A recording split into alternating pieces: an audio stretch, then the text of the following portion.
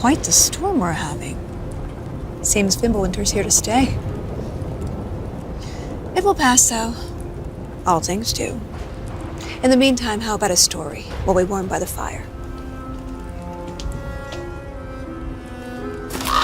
Odin's filthy spies. That old man sees more now than he did when he had both eyes. Ah, one of my favorites. It's a story of adventure. A father and son working together to overcome insurmountable odds, setting in motion the greatest war the 9 realms have ever seen. I'm getting a bit ahead of myself. Let's start from the beginning. There once was a god from a far-off land who settled in Midgard, disguised as a man. He started a new life, had a wife and a boy. They were happy together. In peace, they found joy. His wife passed away.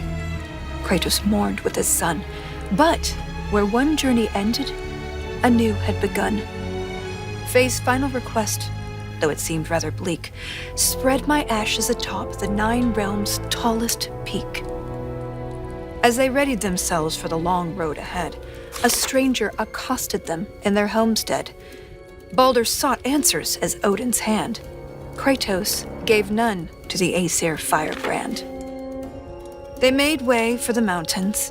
Kratos taught the boy skills, keeping godhood a secret but training to kill. Gods were always in danger, this Kratos knew, but secrets, he'd learn, could harm the boy too.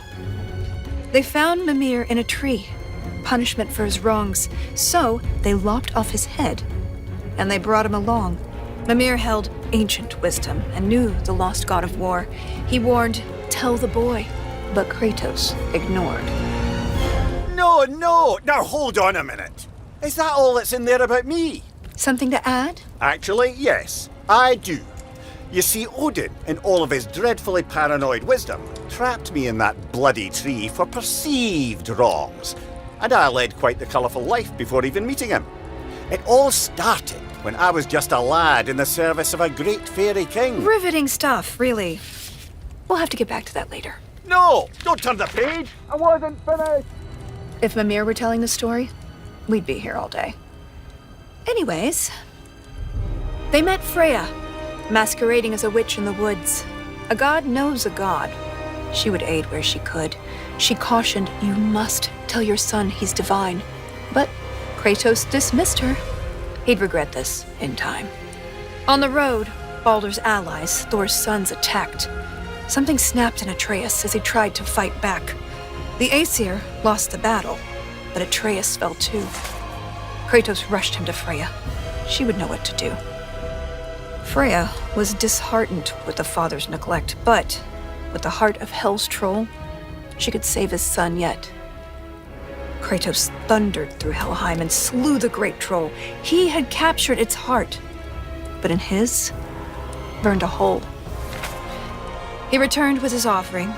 Freya cast a keen spell, and Atreus was healed, though not all was well. Kratos sat with his son, and for once he was true, revealing he was a god, and Atreus was too. Delighted at first, it seemed all would go smoothly.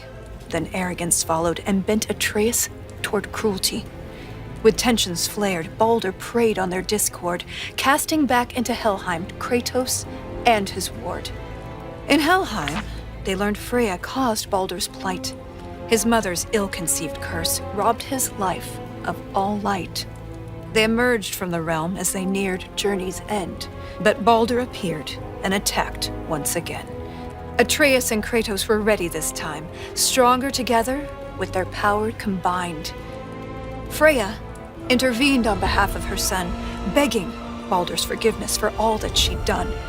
Baldur strangled his mother. Kratos lunged with a snap. Baldur slumped. Freya wailed. And he died in her lap. Something changed in the world. Snow started to fall. The dawn of Fimbulwinter. The dusk of it all. Atreus asked, "Is this what it means to be gods? Killing our parents forever at odds?" "No!" Kratos bellowed as he dropped to one knee. we will be the gods that we choose to be. Finally, together, they reach the Great Peak, finding Jotunheim's temple, the giant's retreat. A prophetic mural showed the life they had led. The boy's mother was giant, they learned as they read. Atreus walked to the cliffside. Kratos eyed the wall slowly.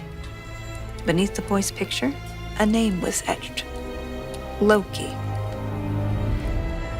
They scattered her ashes and watched as they lifted. Over rolling red hills, the wind danced, and it drifted. Standing side by side, feeling hopeful and new, the boy was at peace, and the father was too. With their promise fulfilled, they returned to their home. They trained day after day, lest they'd reap what they'd sown. Atreus grew restless. Wary, Kratos remained. Ragnarok loomed as the great winter waned. Don't tell me you're thinking of stopping here. Things were just getting good. Well, I suppose we could go on a bit longer. An excellent idea. This is the most dramatic part. On second thought, perhaps we'd better cut it short. It seems that we're out of time. If you want to know how this story ends, I'm afraid you'll have to find out for yourself. Until then.